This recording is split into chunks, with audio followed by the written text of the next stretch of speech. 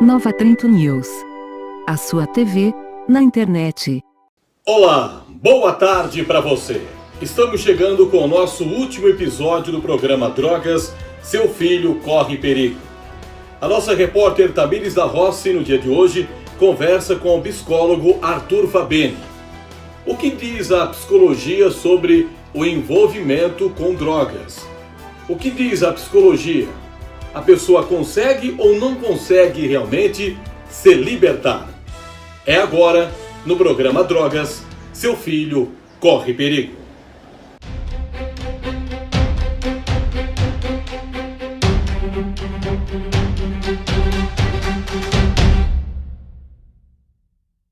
Tudo bem, Arthur? Tudo bem, prazer falar com você e com o pessoal do Nova Trento News. Prazer é nosso em recebê-lo. Arthur, você que é psicólogo, né? A gente estava conversando um pouco antes sobre a questão das drogas, do uso, e você estava me explicando um pouco da diferença do que é uso e do que é vício. Você pode passar para o pessoal essa diferença?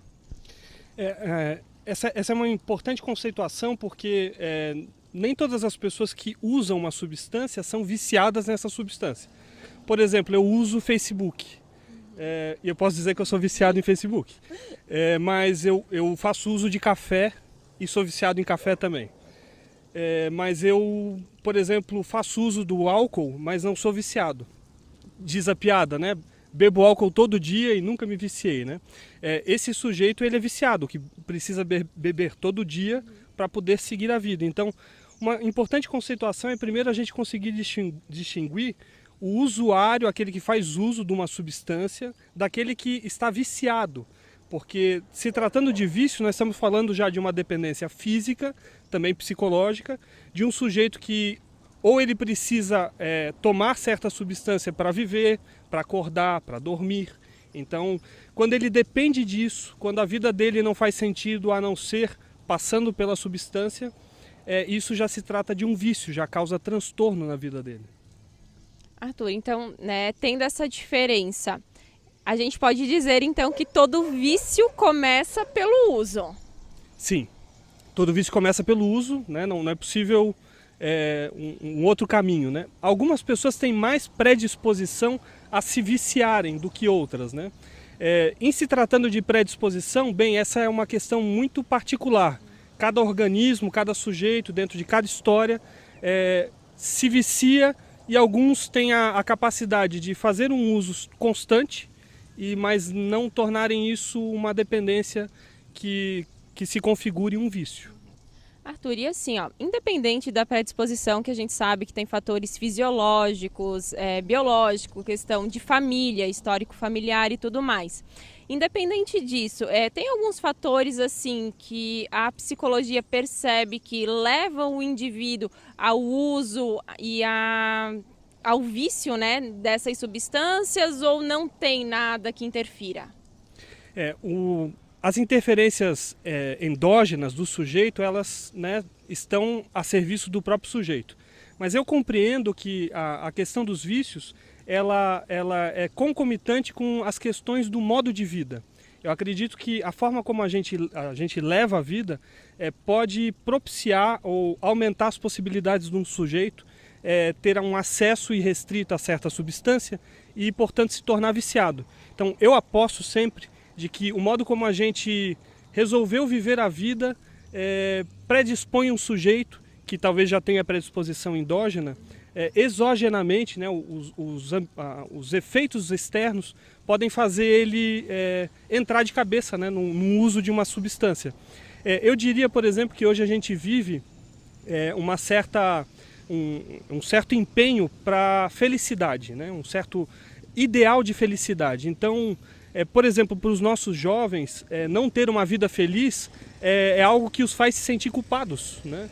Eu atendo algumas pessoas, alguns adolescentes, por exemplo, que me dizem: eu não saí sábado à noite e eu estou deprimido por isso, porque é como se fosse uma obrigação fazer o que todos os outros jovens na rede social estão fazendo, né?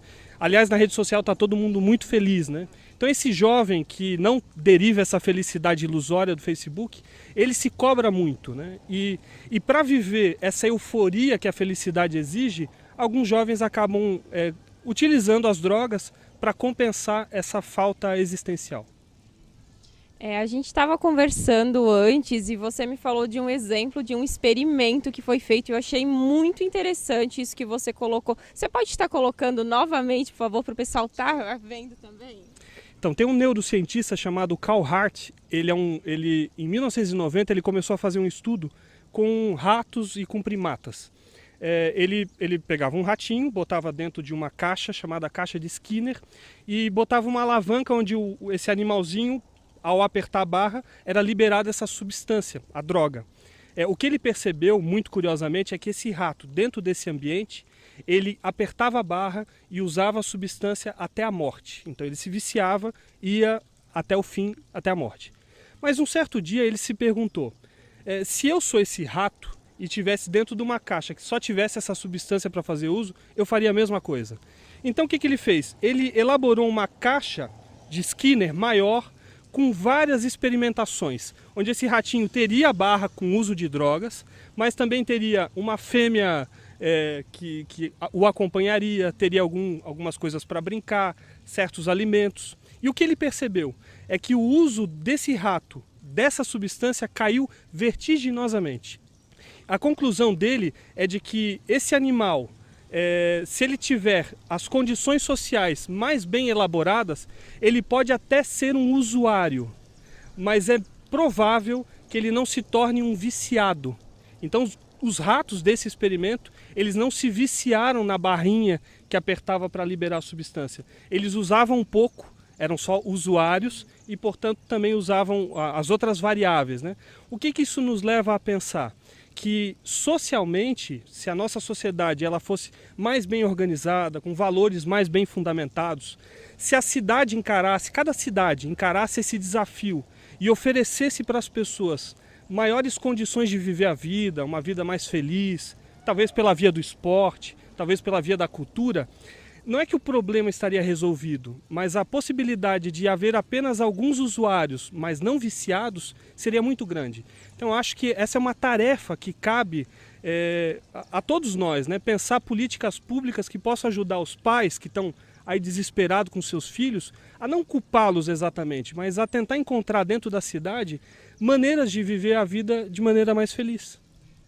Então, você percebe que um jovem que está feliz, um jovem que está bem na sociedade, que está bem com a família, dificilmente ele vai estar procurando o uso de substâncias para preencher, digamos, esse vazio que ele sente? Eu digo que ele pode até fazer uso, porém ele não se viciará, né? Porque o vício é uma condição para justamente tamponar esse vazio que você menciona, né? Um garoto, por exemplo, que tem sonhos, expectativas, a mãe e o pai desejam que ele se torne um engenheiro, quer dizer, um garoto movido a desejos familiares e sociais, ele tem mais condições, não é certo, eu não estou dando receita de bolo, ser humano não tem ISO 9002, o lance é mais complicado, mas oferecer condições melhores podem fazê-lo, no máximo fazer uso. Agora, entrar numa espiral de vício diminui muito as possibilidades. Enquanto falava, enquanto tu me perguntavas, eu fui diretor de uma escola aqui na cidade e eu falei com um figurão da política na cidade da possibilidade da escola ficar aberta no final de semana. Havia alguns garotos na escola que gostavam do rap e de escrever, e eu sugeri para esse figurão da cidade que a gente trouxesse a gurizada para usar a escola no sábado, já que o bairro não tem uma praça, então faria da escola a própria praça. E traria algumas oficinas para essa molecada poder usar essa energia de outra forma, né? Eu lembro que esse figurão disse que é exatamente isso que traz a droga, né? Quer dizer, trazer o rap, esporte, abrir a escola na cabeça dele é aquilo que propiciaria que ele fosse usuário, quando na verdade a experiência comparada no mundo inteiro mostra que é assim que se combate, né? Tem a polícia que cumpre a lei, faz o seu papel, mas em paralelo a gente devia investir muito nisso que eu estou me referindo, né? Há situações que permitam que esse jovem, no máximo, se faça uso, mas não precise se viciar. Então, Arthur, a tua proposta, a tua ideia, enquanto profissional também, né, é de que o caminho a ser feito com os nossos jovens, com as nossas crianças, é justamente o caminho inverso. Não de remediar depois que o problema já aconteceu, mas sim de criar neles hábitos e uma cultura que o faça não ter vontade de ficar viciado, é isso? Perfeito. Porém, é muito fácil para um pai e uma mãe de classe média pegar o seu garoto e sua garota e colocar na aula de balé na cidade, levar no cinema, em Brusque. Agora, para um pai e para uma mãe que não tem muitas condições, né, a cidade também precisa entrar nessa questão, né? A Islândia, para vocês saberem, a Islândia, por 20 anos foi o país que teve os maiores problemas de drogadição e adição na Europa. Eles criaram um programa que vocês podem pesquisar no Google chamado Juventude na Islândia. Eles combateram basicamente com o que eu falei e com o que o Carl Hart já falou desde 1990. Investe em cultura e educação e a aposta é de que esses números eles vão cair vertiginosamente. Hoje, tanto a cidade quanto o país investe muito pouco. A gente tem uma ideia de que tem que investir em aparato policial. Não estou dizendo que não se deva fazer isso, que se faça. Mas em paralelo, a gente precisa botar a mão no bolso, no sentido público, de investir maciçamente nessas áreas, porque são elas que vão diminuir os índices. E de novo, eu estou falando em diminuir índice, eu não estou falando em resolver o problema. Porque não houve, na civilização humana, nenhuma sociedade que não fez uso de drogas, de substâncias. Então sempre teve, a gente não pode ser ingênuo, né, de que isso é uma questão do nosso tempo. Sempre houve isso. Agora, o combate da qual eu afirmo que deve ser feito, ele é por vias paralelas, né? O garoto lá do 30 réis, que me preocupava, ele andava de bicicleta pelo bairro. Eu perguntava, o que você faz no final de semana? Eu ando de bicicleta por aí, diretor, ele dizia, né? Quer dizer, as condições desse jovem são muito ruins para que ele não se torne um propício usuário e também viciado, né, na substância. Arthur, então, para a gente fechando, eu vou te pedir que deixe uma mensagem aos nossos pais, à nossa sociedade, aos nossos jovens, né? Sobre o uso, o vício. O que você, enquanto profissional, deixaria de mensagem? Pai e mãe, existe um mito de que o adolescente ele já é grande, portanto ele já se vira, então ele já deve se virar na vida. Não acreditem nisso. A adolescência é uma invenção que tem 200 anos. O adolescente é uma criança em muitos aspectos. E ele precisa de heteronomia, ele precisa de acompanhamento.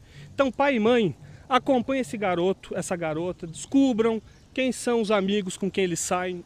Não temam ser chatos, porque educar é ser chato, né? É ser legalzinho com o filho, não educar, ser amiguinho de filho não resolve. Então, acompanhem de perto, tentem descobrir para onde vão, se ofereçam para buscar esse filho no lugar onde eles estão indo, façam uma certa liberdade vigiada. Eu acredito que esse é um bom caminho. Se o problema já estiver instalado, procurem ajuda profissional, né? Há várias formas de fazer essa procura, psicólogos, terapeutas, é possível fazer essa busca de diversas formas. E o meu recado vai para o poder público, para parar de fingir que esse problema é só um problema de polícia e investir em políticas públicas para poder dar conta desse problema tão grave na nossa sociedade.